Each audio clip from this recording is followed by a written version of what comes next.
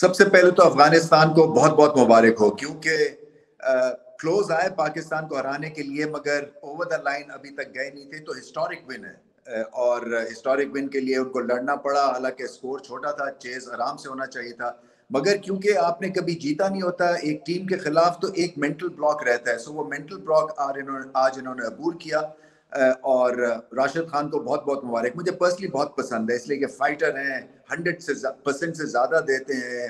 एक young team को इन्होंने इकट्ठा किया, और फिर शारजा के हिसाब से बेहतरीन बॉलिंग दिखी, और उसके बाद रन चेज भी बहुत ही शानदार था। सो एक तो जिसको कहते हैं ना कि प्रेशर में नहीं आए रन चेज में, नहीं तो जिस तरह से आगाज हुआ था ऐसे लग रहा था कि शायद 90 का स्कोर भी बड़ा मुश्किल हो जाए अफगानिस्तान के लिए, मगर इस दफा जो है वो कोई भूल चूक नहीं की, और एक बहुत ही जबरदस्त कामयाबी है। चाहे पाकिस्तान ने अपनी पूरी भरपूर टीम नहीं भिजवाई, मगर पाकिस्तान का नाम इसके साथ अटैच है, और फिर पाकिस्तान को हराना बहुत बड़ी बात है। इनसे इनको बहुत कॉन्फिडेंस मिलेगा, इसलिए कि जब आप एक टॉप टियर की टीम को हराते हैं या उसके नाम को हराते हैं, चले ऐसे हम पुट इट लाइक दैट, तो उससे जो है वो एक ड्रेसिंग रूम की एनवायरनमेंट बदलती है, और आपको जो जीतने का एक जज्बा है और जीतने की आदत जो है, और बड़ी टीम को हराने की एक, जब आपको हराने की तसल्ली होती है, उससे फिर आपकी टीम उठ जाती है। सो राशिद खान को खास तौर पे बहुत बहुत मुबारक। और नबी के पास एक्सपीरियंस था, बहुत अच्छा रन चेज किया उन्होंने। ऐसा शुरू में लगा कि शायद एहसानुल्लाह की पेस से वो घबरा के पुल शुल कर दें और आउट हो जाए, मगर उन्होंने अपने जिसको कहते हैं ना कि टेम्परामेंट पे काबू पाया, और बहुत ही आला इनिंग्स खेली, बहुत ही उसमें ठहराव था, बहुत ज्यादा अकल के साथ खेले, और फिर अपनी टीम को लाइन के उस पार ले गए।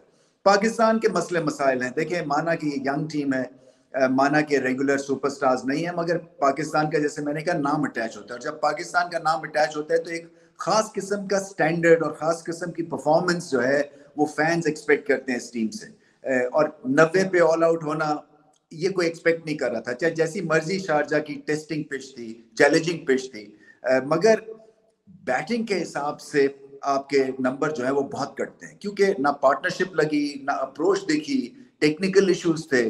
फिर एक ओवरऑल देखें, बैटिंग की एक फिलॉसफी होती है, एक तो टीम की बैटिंग की फिलॉसफी होती है, और एक इंडिविजुअल बैटिंग फिलॉसफी होती है कि मैंने इस पिच के ऊपर किस अंदाज की बैटिंग करनी है, कितना मैं चांस ले सकता हूं। इस वक्त अगर 2 विकेट्स गिर गई या 3 विकेट्स गिर गई हैं, तो मेरा लाए अमल क्या होगा आगे चल के, मुझे अगले 5 ओवर्स में कैसे बैटिंग करनी है। क्योंकि जब आप किसी यंग टैलेंट को जज कर रहे होते हैं, तो इसमें ये चीजें भी जज करने वाली हैं, और ये बहुत इंपॉर्टेंट चीजें हैं।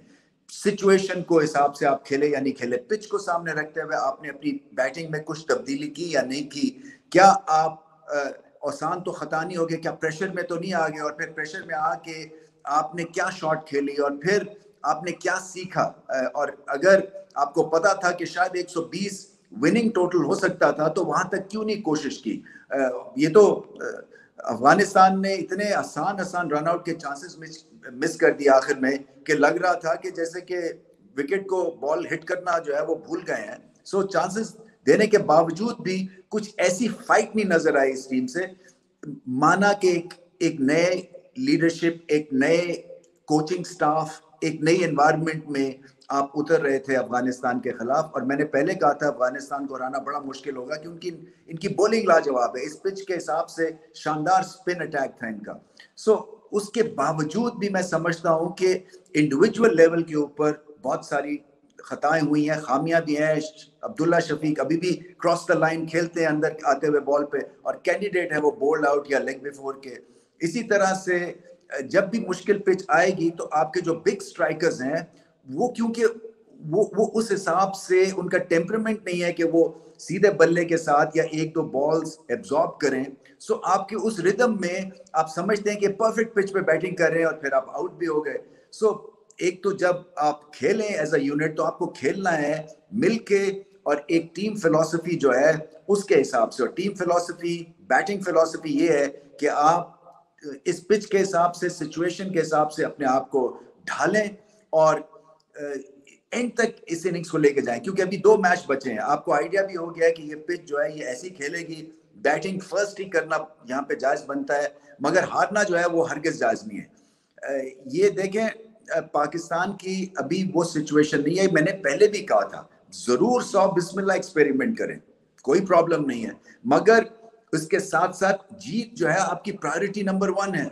उसमें जो है ये नहीं आपने करना कि कहीं लैकलस्टर परफॉर्मेंस या कहीं इतनी ज्यादा कलेक्टिव गलतियां हो जाए कि फिर आप सारी जो आपके फैंस हैं, ये दुनिया ये समझे कि जो आपका नेक्स्ट बेस्ट लॉट है उसमें अभी बहुत रूम फॉर इम्प्रूवमेंट है।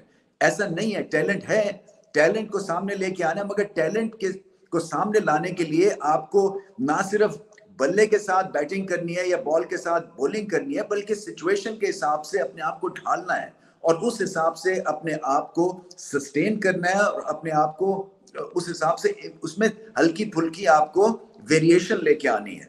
स्पिन बॉलिंग भी जो थी वो इतनी हमारी खास नहीं थी इस पिच के ऊपर। आपने देखा कि जिस तरह से मुजीब ने बॉल की हैं, जिस तरह से राशिद ने बॉल की हैं, तो उस वक्त विकेट्स लेने का जो साथ सारा वहां पे कोशिश की जानी चाहिए थी, मगर स्पिनर्स को उस हिसाब से विकेट्स नहीं मिली हैं। फिर फील्ड को भी अंदर लाना है। देखिए, जब less than run a ball हो और 10 ओवर तक less than run a ball हो और आपको लग रहा हो कि सिर्फ आउटकम जो है आपको मिल सकता है या ऑप्शन आपके पास जीत का सिर्फ विकेटें लेना ही है, तो फिर आपको फील्ड को अंदर लेके आना है ताकि आप सिंगल्स रोकें। जब सिंगल्स रोकेंगे तो फिर ही अफगानिस्तान के बल्लेबाज जो है वो कोशिश करते ऊपर से हिट लगाने की और उसमें आउट होने के चांसेस थे, मगर उन्होंने अपने आसान खता नहीं होने दिया। अफगानिस्तान ने बहुत अच्छा रन चेस किया और मुझे लगता है कि अगर पिच ऐसी रही तो एक्साइटिंग सीरीज होगी।